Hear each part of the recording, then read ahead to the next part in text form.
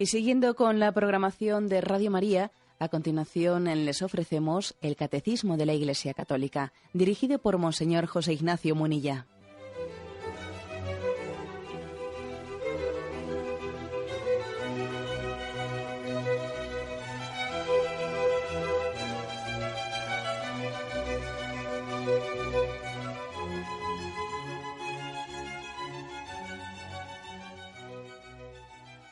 Un cordial saludo a todos los oyentes de Radio María. Un día más, con la gracia del Señor, proseguimos el comentario del Catecismo de nuestra Madre la Iglesia. Habíamos quedado en el punto 6 del Catecismo. Transmitir la fe, la catequesis, es el apartado que estamos explicando. Son los puntos primeros en los que se explican algunos conceptos básicos en torno a la catequesis, ya que estamos explicando pues el Catecismo Mayor de la Iglesia Católica. Y bien, como acostumbramos, voy leyendo el punto 6 e intercalo algunos comentarios.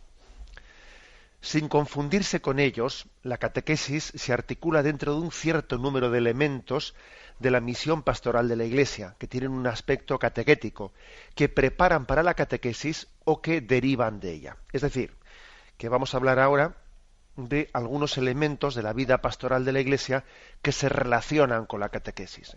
La catequesis no es algo que esté desconectado del resto de la vida de la Iglesia, sino que tiene estrecha relación, como es lógico, ¿no? O sea, que tiene fronteras, ¿no? Tiene, pues la catequesis, digamos que es vecina, pues por ejemplo, del tema de dar razón de nuestra fe. La catequesis al mismo tiempo es vecina con la predicación, etcétera. Se relaciona, se interrelaciona con una y con otra, ¿no? Vamos a ver cuáles son, digamos, los elementos con los que se relaciona la catequesis en el resto de la vida de la Iglesia. Dice que preparan o se derivan, ¿no? Tienen relación. Bien, vamos a hablar de ellos. Dice, en primer lugar, el primer anuncio del Evangelio o la predicación misionera para suscitar la fe. Vamos a ver, no es lo mismo que la catequesis, pero está muy relacionado con ella. El primer anuncio que hace la Iglesia cuando alguien que no es cristiano todavía le proclama el Evangelio de Jesucristo para su conversión. A esto se le llama el querigma, ¿no? La palabra querigma viene a significar, bueno, la predicación de lo esencial. Cuando alguien no conoce para nada o muy lejanamente, ¿no? O bueno, o quizás conoce algo, pero lo malo suelen ser los que se creen que conocen algo. Es más difícil predicar a veces a los que fueron cristianos y dejaron de serlo y etcétera, ¿no? Y se creen que lo saben todo, etcétera. Es más difícil predicarles a ellos que predicarle a quien oye por primera vez en su vida hablar de Jesucristo. Porque no hay peor cosa que pensar que uno piense que ya sé lo que me van a decir y no me van a decir nada nuevo. Eso es lo peor que le puede ocurrir a uno. Porque su disposición ya es de rebote, es de rebote, le va a resbalar lo que le digan, ¿no? No cree en la novedad de lo que le van a transmitir. Por eso la primera predicación de la Iglesia debe de recibirse como con plena novedad. Esto que me dicen es absolutamente nuevo y es así, y es cierto, ¿no? Entonces, ¿cuál suele ser ese mensaje primero querigmático, de querigma, que la Iglesia suele proclamar cuando se dirige a alguien que, bueno, pues que no es cristiano y que le llama, ¿no?, a la conversión? Bueno, pues ese querigma básicamente es el siguiente, ¿no? Es lo esencial, ¿no? Cristo vino al mundo, o sea, Dios envió al mundo a Cristo, a su Hijo, por nuestra salvación. Cristo entregó su vida por el perdón de nuestros pecados, entregó su vida, murió y resucitó por nuestra salvación, y nos pide la conversión. Para poder participar de esa salvación nos pide nuestra conversión. He aquí el querigma, fijaros. Luego se pueden decir de muchas maneras, porque claro, según también la inspiración del Espíritu, la inspiración del predicador, este querigma pues se dice con unas palabras, poniendo unos ejemplos, unas parábolas, otras palabras, pero la esencia del querigma, es decir, de lo que es la columna vertebral de la predicación de la Iglesia, del primer anuncio de la Iglesia es esta: Dios envió su Hijo al mundo por nuestra salvación. Su Hijo, o sea, Jesucristo, entregó su vida por el perdón de nuestros pecados, murió y resucitó por nuestra salvación. Y nos pide la conversión para hacernos partícipes de la vida del cielo. Esta es la esencia. Por ejemplo, en el libro de la carta de San Pablo a los Romanos, perdón, no, he dicho mal. En los Hechos de los Apóstoles, en el libro de los Hechos de los Apóstoles, con frecuencia se ve, pues, cómo hay unos discursos en los que los apóstoles se dirigen por primera vez, ¿no? Estoy pensando, por ejemplo, el capítulo 3 de los Hechos de los Apóstoles. Allí, a partir del versículo 11, se habla del discurso de Pedro. Pedro dirigió la palabra a la gente: Israelitas, ¿por qué os admiráis de esto que hemos hecho? ¿Por qué nos miráis? Porque habían hecho un milagro, ¿no? ¿Por qué nos miráis como si hubiésemos hecho andar a este con nuestro propio poder?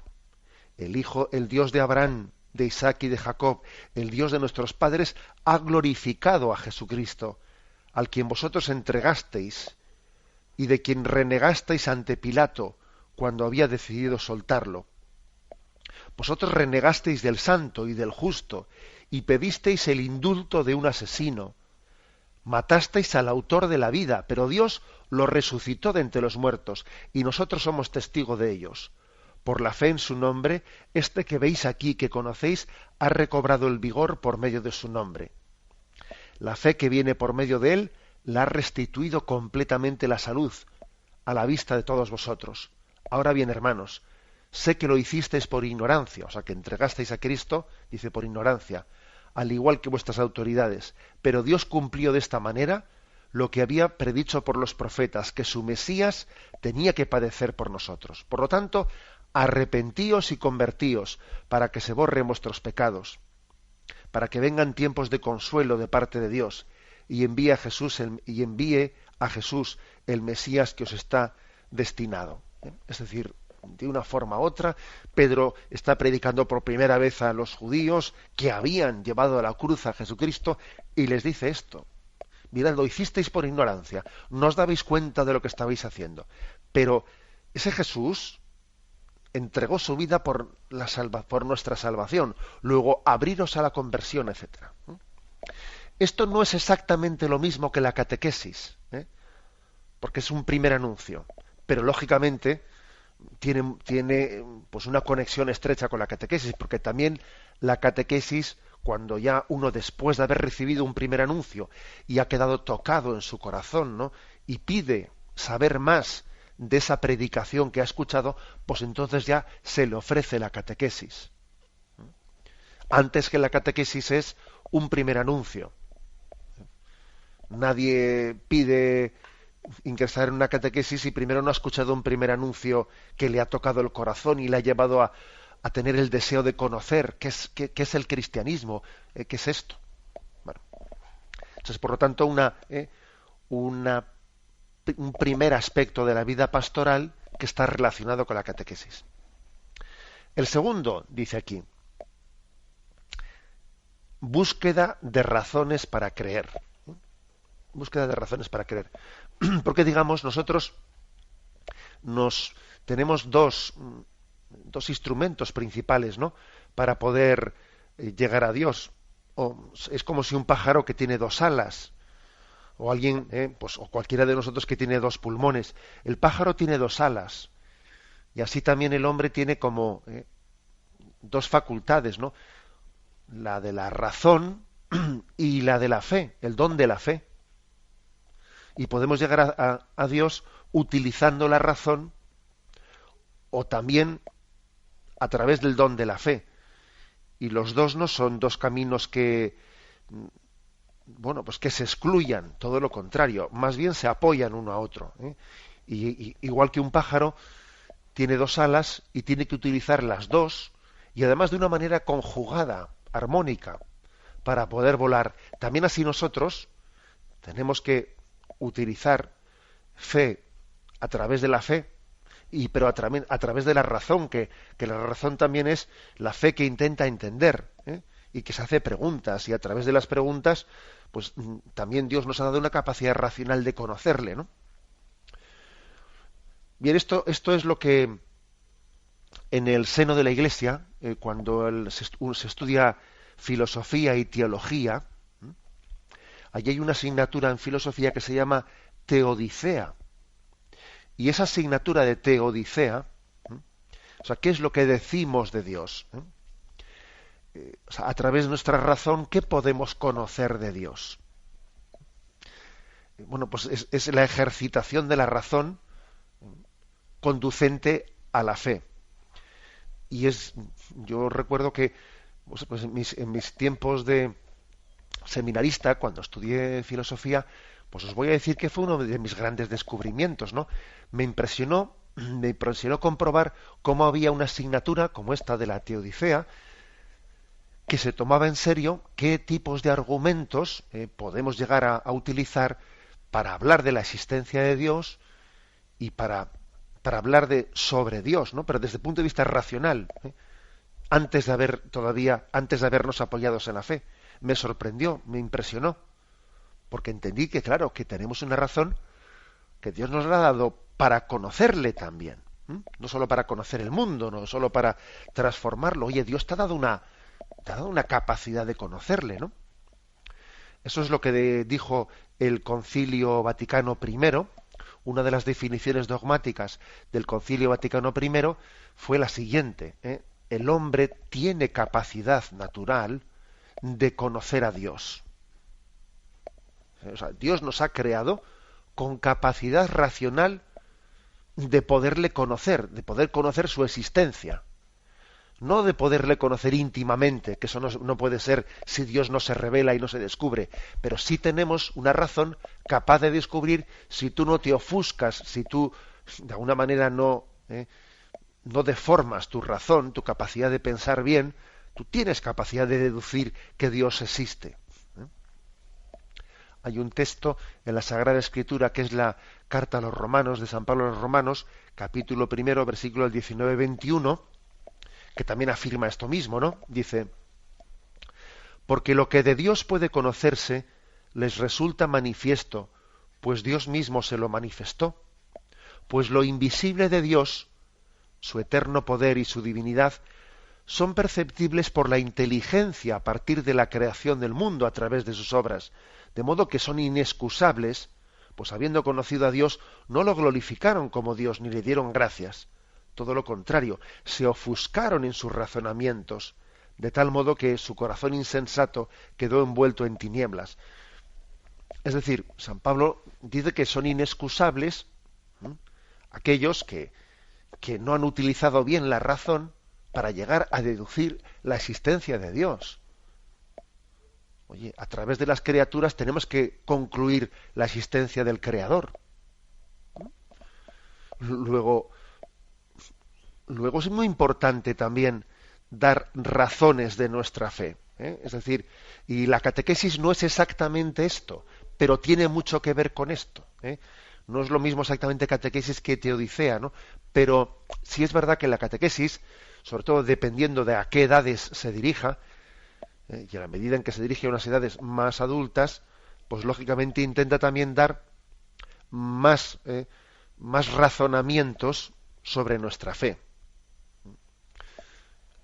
San Pedro, en una de sus cartas de la Sagrada Escritura, dice, ¿no?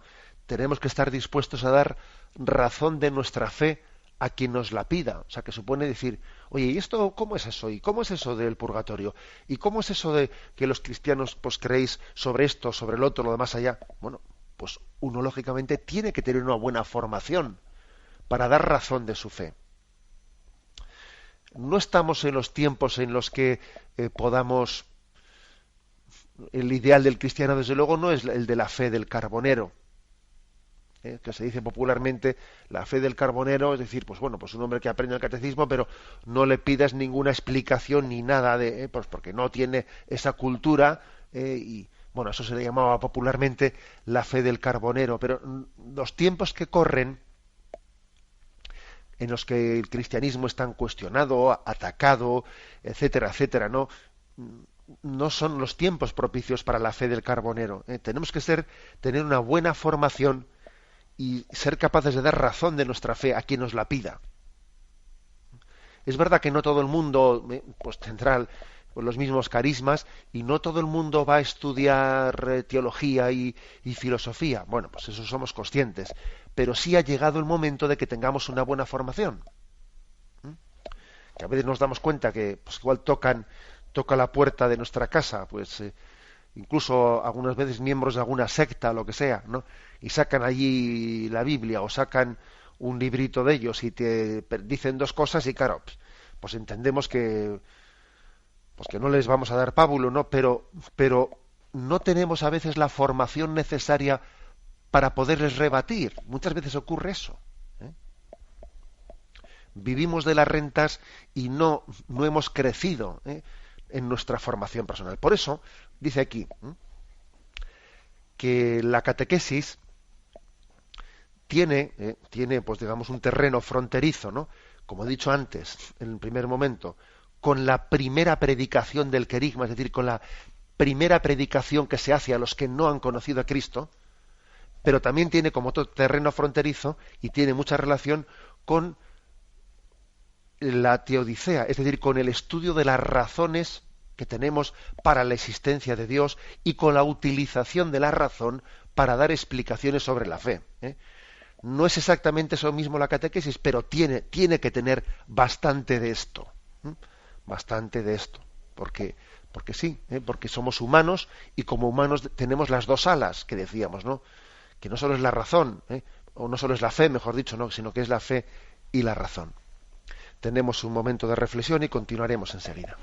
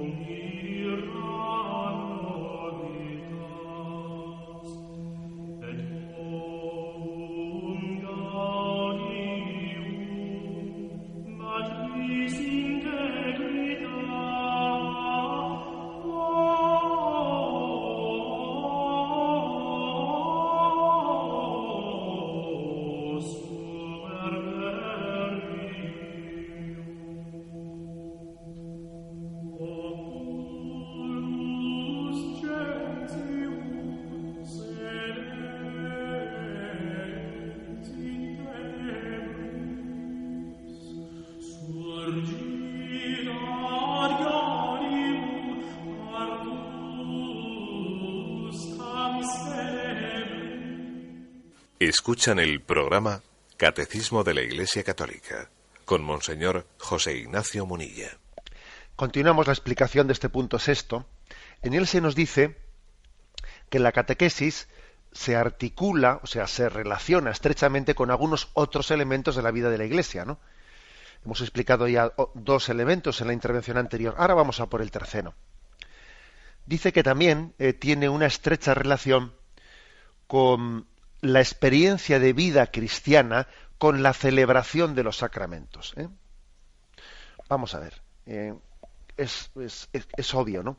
Es obvio que la catequesis no puede consistir exclusivamente pues, en un aprendizaje de unos conceptos teóricos, sino que también nos tiene que introducir en una relación con Dios. El peligro de la catequesis es limitarse a hablar con Dios, no, perdón, al revés, a hablar de Dios sin llegar a hablar con Dios. Eso es un error, ¿eh? El error del camarero que suelo decir yo, ¿no? Pues que a veces los propios catequistas o los sacerdotes o los obispos tenemos el peligro del camarero, que es aquel que va con la bandeja por la sala repartiendo y todo el mundo va picando de la bandeja, pero él no come, ¿no? Y pues eso no puede ser. Bueno, algo parecido pasaría con el que es catequizado y le hablan de cosas, pero sin acompañarle a experimentarlas, y eso no sirve, ¿eh? Por eso las catequesis suelen tener hoy en día, ¿no? En los métodos, digamos, catequéticos actuales, suelen intercalar también celebraciones. Se hace una catequesis sobre el perdón, etcétera. Bueno, luego hacemos una celebración sobre el perdón. Y si el niño ya ha hecho la primera comunión, pues recibe en esa celebración el sacramento del perdón, se confiesa personalmente, etcétera, ¿no? Y por eso también la catequesis va intercalada con la recepción de los sacramentos, ¿no? Pues uno dice, recibo la catequesis, bueno, recibo la primera comunión y continúo haciendo la catequesis después. Y recibo después la confirmación y continúo, es decir, se trata de que tiene que haber, ¿no? Pues una correspondencia entre aprendizaje y experiencia. Aprendizaje y experiencia. Y esto es importante. No es exactamente lo mismo, pero tiene que estar integrado, ¿no? Tiene que estar articulada la catequesis con la experiencia. Habéis escuchado en alguna ocasión, creo, en este programa, pues ver cómo hay un equilibrio entre distintos aspectos, ¿no? de la vida cristiana, que es muy importante guardarlo. Cuando Jesús nos dice en el Evangelio, yo soy el camino, la verdad y la vida, yo soy el camino, la verdad y la vida.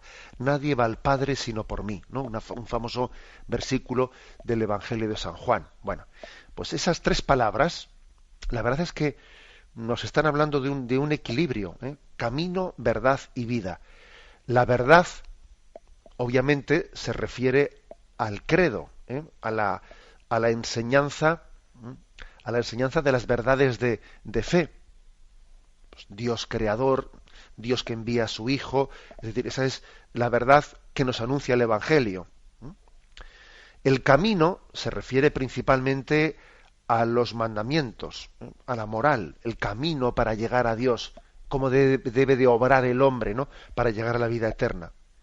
Y la vida se refiere principalmente a los sacramentos y a la oración que nos alimentan, alimentan nuestra vida, nos fortalecen. O sea, son tres aspectos: credo, moral y sacramentos. Y los tres tienen que estar en equilibrio. Si, por ejemplo, hubiese, ¿no? Pues es como una mesa que tiene tres patas. Bueno, las tres patas tienen que ser de la misma medida, porque si una es más alta que la otra, está coja o está desnivelada. Una mesa tiene que tener un mínimo de tres patas para que quede de pie. Y ojo con que se queden desniveladas, porque imaginaros, por ejemplo, una catequesis en la que se enfatizase mucho, en detrimento de las otras dos, pues la enseñanza de las verdades, del credo. Bueno, pues ahí tendríamos un cristiano que sabe mucho del catecismo, sabe mucho de qué es lo que piensa la Iglesia, su magisterio, conoce el magisterio, conoce la Escritura, ha leído la Escritura, ha leído el magisterio, es capaz de hablar de las encíclicas del Papa, lo otro, sí, está muy bien, o sea, intelectualmente muy bien preparado, pero no dejaría de ser, de alguna manera, un teórico abstracto. Un hombre que sí, que tiene la teoría muy desarrollada, pero no la vive. No tiene experiencia interior de ella. No ha hecho experiencia de la oración, no la ha experimentado en los sacramentos, y además no es coherente, pues no es coherente porque tampoco está educado en el camino, es decir, en el seguimiento de Jesús. Se sabe la teoría, pero no es coherente con su vida. Imaginaros que la mesa tiene no esa pata, sino otra. Por ejemplo, el tema de alguien que ha sido educado pues en conocer muy bien el camino, en respetar las normas, en respetar los mandamientos. Alguien a quien se le ha enseñado el cristianismo bajo una perspectiva moralista, de que tienes que hacer esto, no hay que comportarse así, esto sí, esto no, pero se ha enfatizado mucho ese aspecto en detrimento de los otros dos. Entonces, ¿qué ocurre? Pues es alguien que tiene una educación muy moralista, por hábito y por tradición, un poco pues se mantiene unos hábitos, pero fijaros bien, le falta conocer a Jesucristo, le falta conocer la gracia, le falta conocer que sin la gracia de Cristo no va a poder ser fiel al cumplimiento de los mandamientos. Tiene riesgo de voluntarismo, de pensar que la voluntad humana lo puede todo, y eso es falso. Y además no tiene experiencia interior del amor de Cristo, ¿no? Imaginaros, por último, que esa mesa tiene la tercera pata crecida, sí, es decir, alguien que entre esa tríada, ¿no?, de camino, verdad y vida, ha cultivado mucho la vida, mucho la experiencia. Alguien, por ejemplo, que ha hecho muchas experiencias de oración, alguien que ha subrayado mucho el sentir interiormente, experiencias, esto también está bastante de moda hoy en día, sentir interiormente mucho el experiencialismo, pero sin conocer la doctrina, y sin seguir los mandamientos, sino buscando más bien una especie de, como buscando un bienestar, podríamos decir, por las experiencias interiores. Esto es muy típico de la nueva era, que es buscar un experiencialismo que a uno le haga sentirse bien, como si ser cristiano fuese una especie de búsqueda de técnicas de relajación para que yo me sienta bien. No, mire usted, o sea, ser cristiano supone un equilibrio entre camino, verdad y vida, conocimiento de la doctrina cristiana, coherencia en el seguimiento de los mandamientos y experiencia interior en los sacramentos y en la oración. Supone un equilibrio, y la mesa tiene que tener las tres patas de una dimensión igual o parecida, pues porque de lo contrario obviamente va a haber problemas. Entonces, lo que viene a decir aquí el catecismo es, es importante, es necesario que la catequesis también tenga ese aspecto de experiencia, de celebración de los sacramentos. Y según aprendo, voy gustando interiormente. No solo aprendemos pues para llenar la cabeza de conocimientos, no. Aprendemos en la catequesis para experimentarlo, para tener conocimiento interno, no solo conocimiento externo, sino conocimiento interno del amor que Cristo nos tiene. Bueno, y el siguiente dice, estamos hablando de estos elementos de la vida de la Iglesia que se relacionan con la catequesis. Integración en la comunidad eclesial. Vamos a ver, ¿qué tiene que ver esto con la catequesis? Pues claro que tiene que verlo. Uno no recibe catequesis de un libro, es la Iglesia la que le catequiza. Es la Iglesia la que le catequiza. Entonces, ser catequizado no es un acto individual. Y no me vale que dice, no, pero si yo por internet busco un libro, no, mira, vamos a ver. No. Incluso, por ejemplo, recibimos esta catequesis aquí por radio, según uno va en coche a un sitio. Bien, pero mira, es la Iglesia la que te está catequizando, no una radio, no un libro. O sea, tú no tienes una catequesis al margen de la integración en la Iglesia. Igual hay uno que dice, pero bueno, pues si yo voy a la Iglesia y no sé si allí me ayudan si casi prefiero el libro yo directamente, si casi prefiero poner la radio directamente, si en la Iglesia, no te equivoques.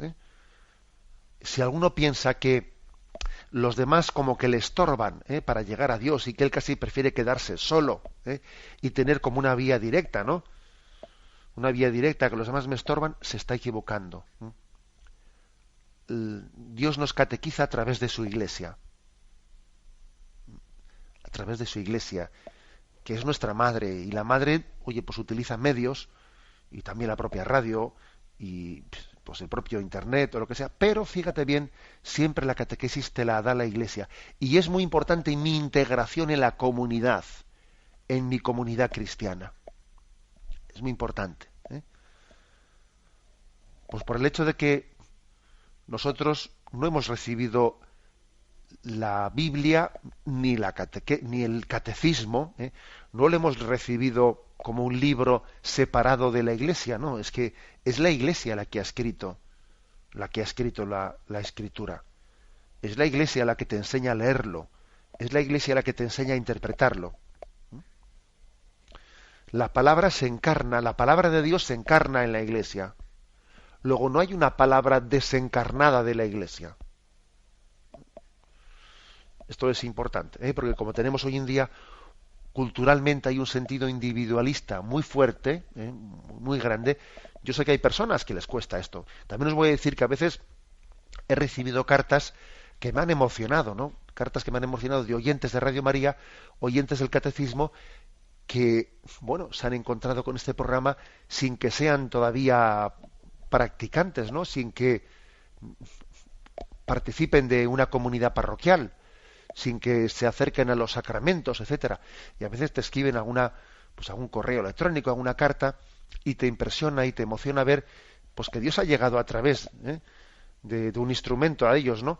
Pero siempre, obviamente yo siempre cuando les contesto, les digo algo, les digo, pero te falta algo muy importante, ¿no? Porque en Radio María te estamos hablando de Dios y ahora tú tienes que hablar con Él, tienes que dar el paso de relacionarte con Él. O sea, es decir, no sirve un mero instrumento como una radio. Ahora tienes que ir tú a la Iglesia y sentirte miembro de ella y experimentarla. Es decir, ¿se puede recibir la gracia de Dios en su integridad a través de los medios tecnológicos? Pues no. ¿Yo no puedo recibir el perdón de los pecados a través de Internet? Pues no. Sí que puedo recibir esta catequización que estamos haciendo ahora mismo, pero que me conducirá a la Iglesia, me llevará a ella, si la voy recibiendo bien, ¿no? Por eso yo les animo a los oyentes, que los habrá, pues claro que los hay, que escuchan estos programas, pero que todavía no son practicantes o se alejaron en su tiempo de la práctica de la Iglesia, a que compaginen pues esta enseñanza con la experiencia de la recepción de los sacramentos, de la oración, etcétera. Es que es muy importante. Es como si se pusiese Jesús a los pies de Pedro y le dijese, oye, déjate limpiar los pies. Y Pedro dice, no, a mí no me los limpies. Déjate, que si no te limpio los pies, no tienes parte conmigo.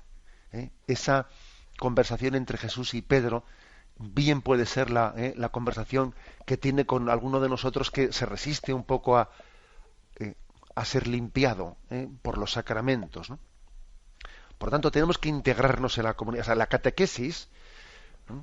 El hecho de que la recibamos pues en la propia parroquia, de que sea la parroquia la que nos pida, y quizás que a mí también me pida ser yo catequista de los demás, o sea, es decir, dejarme limpiar los pies y también yo ser servidor y limpiar los pies a los demás, nos hace recordar que hay una relación muy estrecha, ¿no?, entre catequesis e integración en la vida de la Iglesia.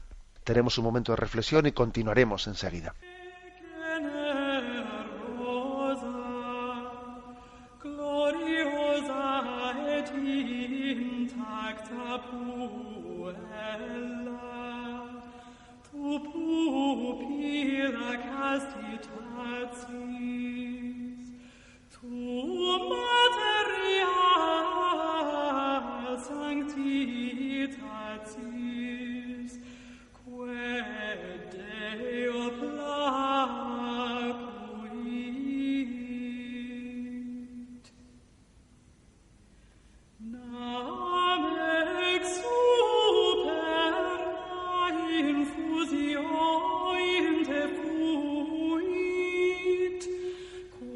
Superum verbum in te carnem in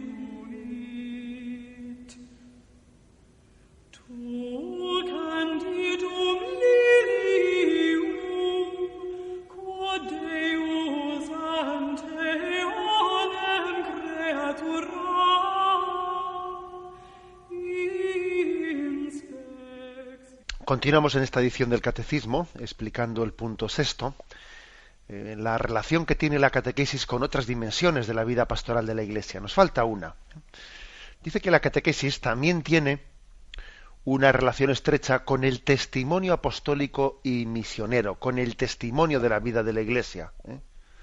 Claro, la catequesis no solo es pues proponer unos contenidos, sino también es proponer testimonios de personas concretas.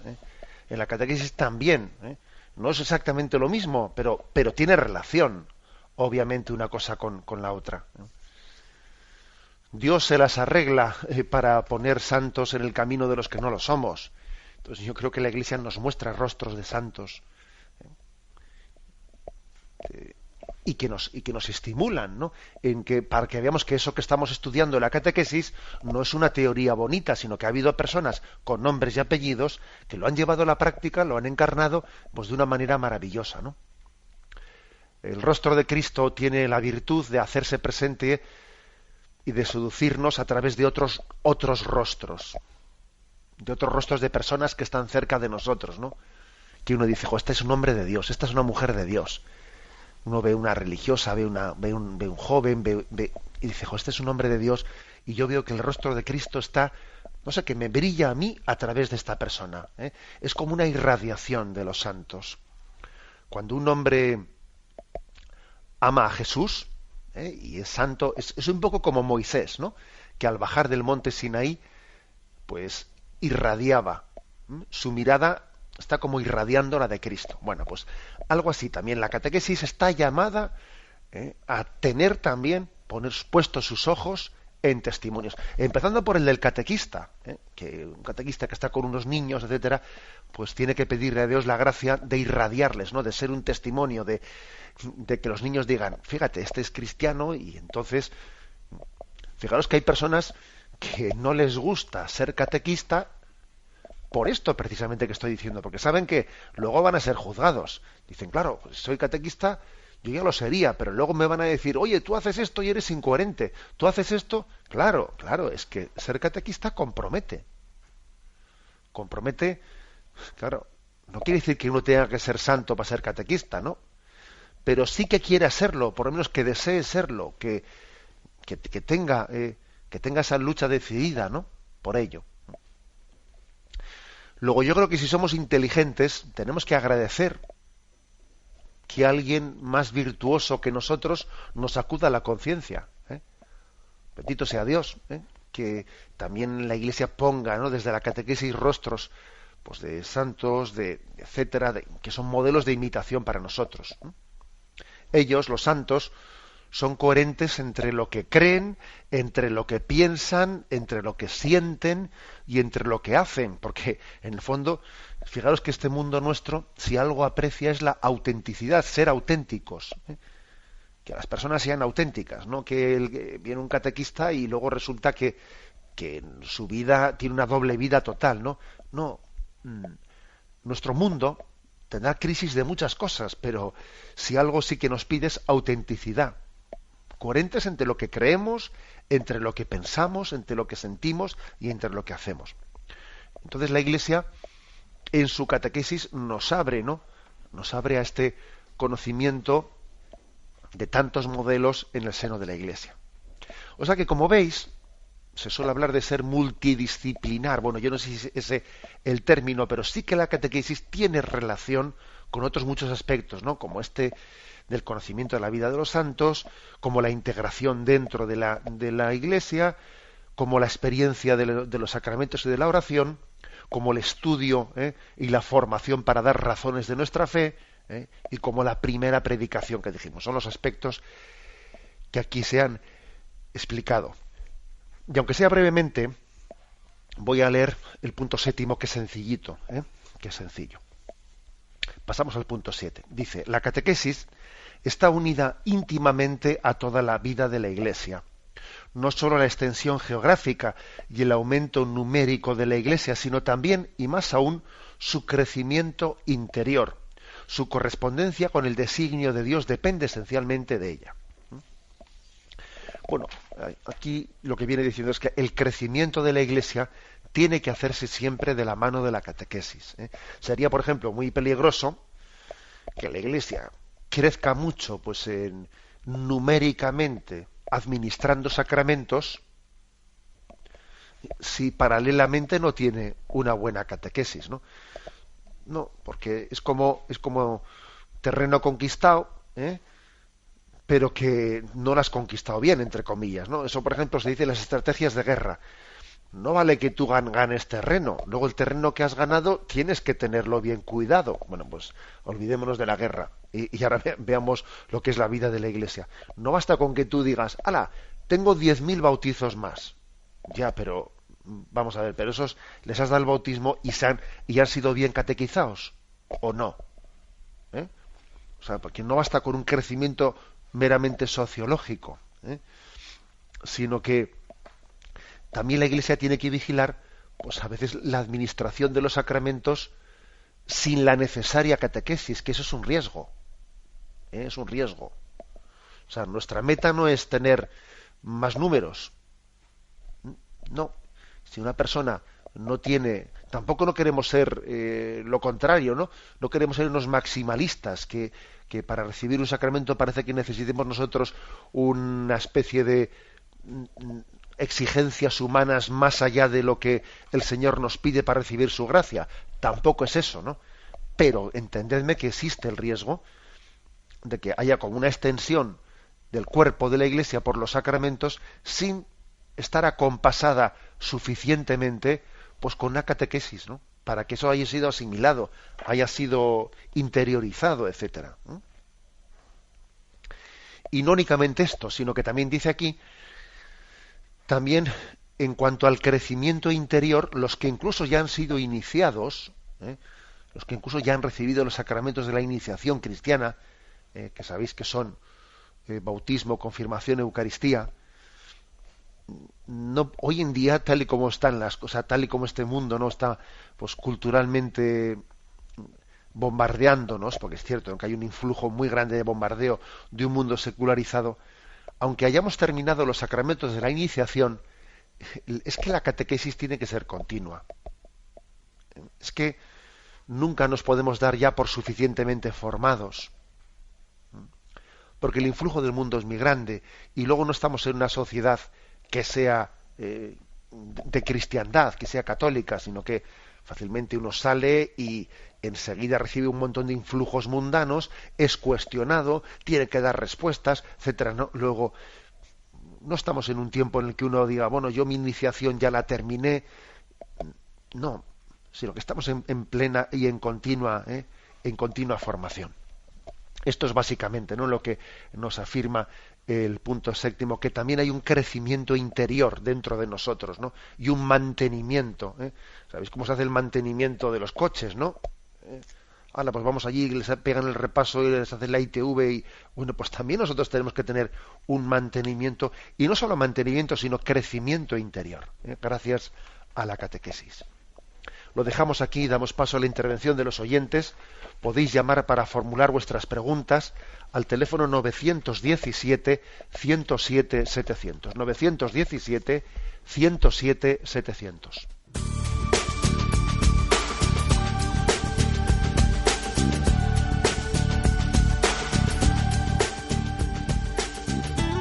Radio María le ofrece la oportunidad de recibir en su casa sus programas favoritos.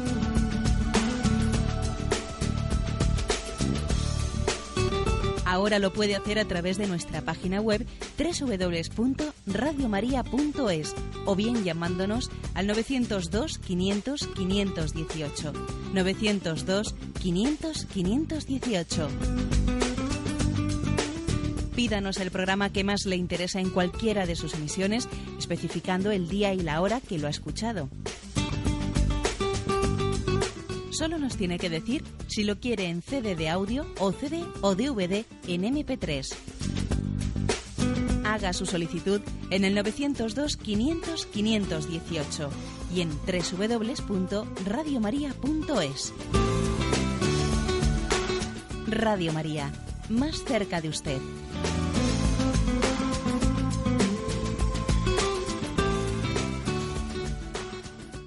Escuchan el programa Catecismo de la Iglesia Católica con Monseñor José Ignacio Munilla. Sí, buenos días. ¿Con quién hablamos? Hola, buenos días. Buenos días, le escuchamos. Mire, soy Antonio, llamo de Madrid. Adelante, Antonio. Ayer me quedé sin poder entrar en antena para formular una pregunta, así que va más sobre lo de ayer que lo de hoy, pero Muy bien. Yo creo que es sencilla, bueno, no creo que sea sencilla en el fondo, pero y no quisiera tampoco ponerle en un compromiso porque valoro muchísimo la labor que usted realiza. La pregunta es la siguiente: al adherirnos a la doctrina católica recogida en el Catecismo, ¿no perdemos libertad de pensamiento? ¿Al cristiano no se le puede tachar de infantilismo intelectual o infantilismo mental? Muy bien. Pero es muy interesante la pregunta que hace el oyente, porque obviamente esa es una acusación que existe. Claro, los cristianos les están marcando lo que tienen que pensar, ¿no? Se adhieren a dogmas, entonces claro, pues están encorsetados, ¿no? Su pensamiento no es libre, etcétera, ¿no? Ese es una acusación que desde pues esta concepción relativista, etcétera, pues está en el aire. ¿Yo cómo respondería a eso? Bueno, recuerdo haberle escuchado una expresión a Benedicto XVI que me enamoró, ¿no?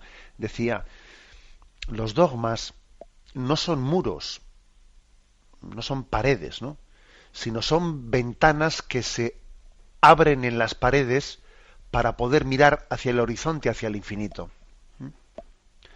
Un dogma no es algo que me impida ver, no, todo lo contrario, me abre un hueco, una ventana en el muro que no me permite ver, ¿no? Para que yo vea más, ¿no? Es decir, primero tenemos que darnos cuenta de que el razonamiento humano está sujeto también a la posibilidad de errar. Tenemos una razón capaz de conocer la existencia de Dios, pero también tenemos una capacidad de autoengañarnos y de equivocarnos que no veas, ¿no? Y no únicamente eso, sino que además también hay un límite de hasta dónde soy capaz yo de ver con la razón humana.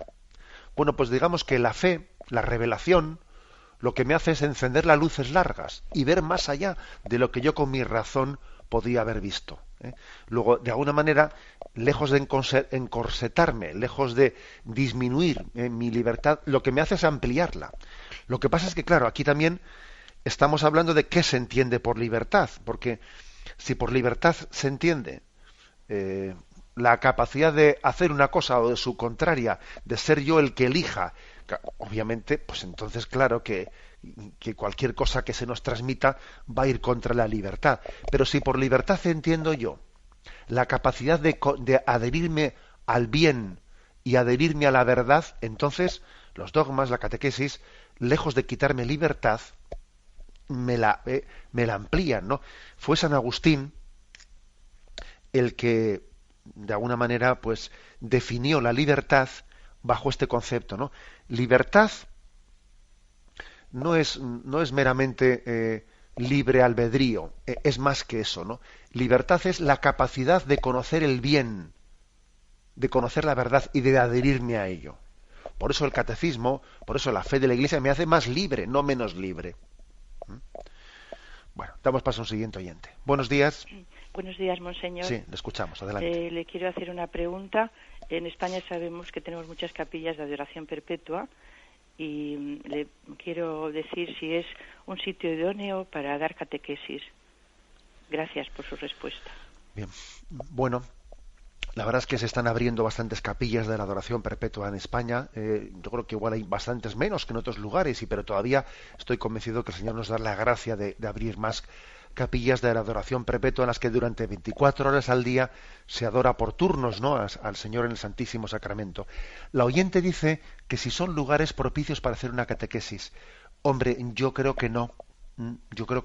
Es decir, la adoración perpetua, en la medida en que yo conozco, etcétera, suele ser en silencio. Son lugares de silencio y de oración. La catequesis, estrictamente hablando, por lo que se entiende por esa palabra, no se da en una capilla de la adoración perpetua.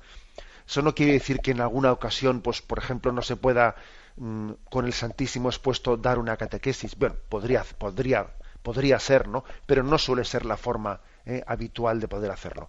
Otra cosa es que el oyente entienda la palabra catequesis pues en un sentido no estricto, sino más amplio, y decir, bueno, yo he ido a rezar la adoración perpetua, y he recibido un auténtico ejemplo, no he recibido una catequesis al ver a los demás cómo rezaban. Bien, si se refiere a eso el oyente, pues obviamente pues entonces sí que se puede, ¿no? Damos paso al siguiente oyente. Buenos días. Buenos días, monseñor. Soy Alejandro de Madrid. Adelante, Alejandro. Adelante, sí, gracias. Sobre lo que usted habló de teodicea, ¿está bien dicho? Sí, teodicea, sí. Teodicea.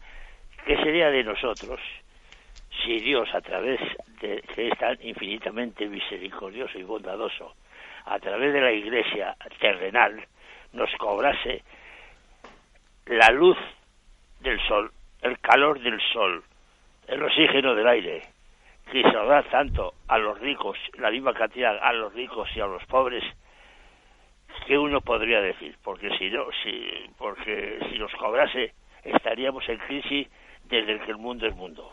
Uh-huh. Pues está bien, usted ha utilizado también su capacidad de razonar, ¿no?, para hacernos pensar, ¿eh? Bueno, y yo creo que obviamente una de las razones que en la teodicea, ¿no?, que en esa ciencia filosófica para llegar al conocimiento de Dios que se suele utilizar más es, pues, conocer la inmensidad de la creación, conocer la maravilla de la creación y darnos cuenta de que es imposible, que es absolutamente imposible, ¿no?, que exista este mundo sin un creador. Cuando uno va a las cuevas de Altamira y allí pues ve que están pintados en la pared pues unos bisontes y etcétera, y entonces uno dice, bueno, aquí hubo un hombre primitivo que lo pintó. Pero bueno, ¿por qué dices eso? Porque estas pinturas podrían haber salido aquí así por casualidad en la piedra. Dice, pero hombre, no me seas cazurro, pero no te das cuenta que hay un montón de pinturas, no pueden salir todas ellas por casualidad. Aquí ha habido una mano que las ha pintado. Bueno, pues si eso lo decimos de unos monigotes que están pintados en una piedra, con perdón de la palabra, ¿no?, ¿cuánto más no teníamos que decir del orden de la creación, de la maravilla del universo, de la maravilla, o sea, vamos, de la naturaleza, de su equilibrio, etcétera, ¿no? O sea, eso es utilizar la razón, pues con toda la capacidad que tiene de descubrir el misterio de Dios.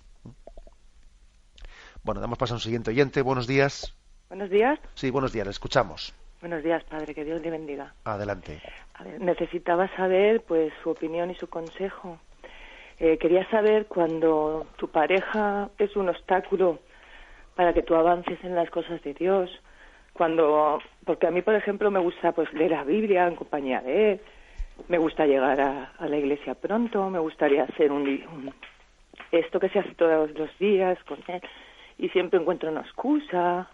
Y yo me siento muy afligida en ese área, me siento muy sola y muy insegura.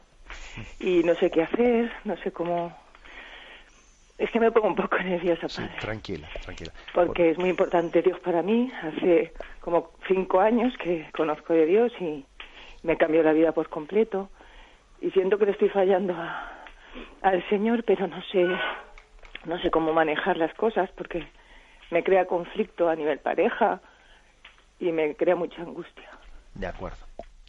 Bien, pues vamos a ver, usted me pregunta qué consejo le doy. Bien, supongo que estará casada, usted me ha hablado de su pareja. Bien, no es lo mismo que sean novios que esté casada, ¿eh? Si son novios, obviamente, pues usted tiene un tiempo de discernimiento, para ver también si existe la conjunción de ideales, suficiente pues para dar el sí al matrimonio. Si están casados, como me da a mí la impresión, ¿no?, por tal y como se ha expresado, si está casado, pues el discernimiento está hecho, ¿eh? Entonces, digamos, no debe de poner en duda que Dios ha permitido, ¿no?, que llegue ese momento del matrimonio y usted ha dicho un sí a Dios.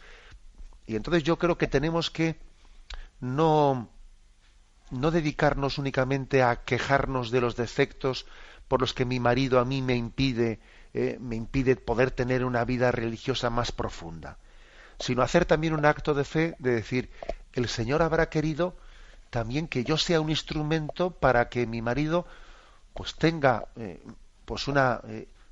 un mensaje de Dios para él también, ¿eh? O sea, es decir, que también yo estoy llamado a ser un signo de Dios para mi marido.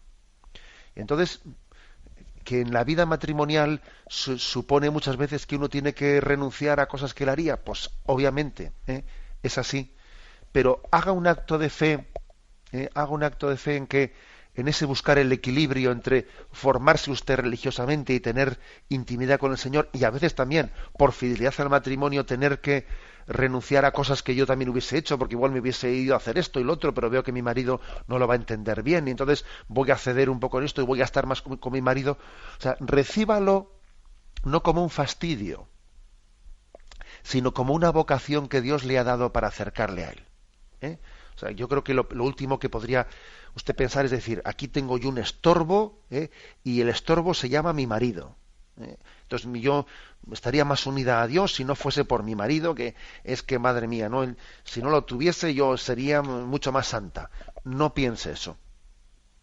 Usted diga, Dios quiere que me santifique a través de mi marido, amándole, entregándome en una entrega de paciente, cariñosa, en la que mi testimonio sea lo que más pueda ayudarle a él para acercarse a Dios. O sea, la tentación que usted podría tener ahora es la de decir, madre mía, yo sería mucho mejor cristiana sin mi marido. Pues no. Dios quiere que se santifique en su vocación, en su situación y abrazando su cruz, no escapándose de ella. La bendición de Dios Todopoderoso, Padre, Hijo y Espíritu Santo, descienda sobre todos vosotros. Alabado sea Jesucristo.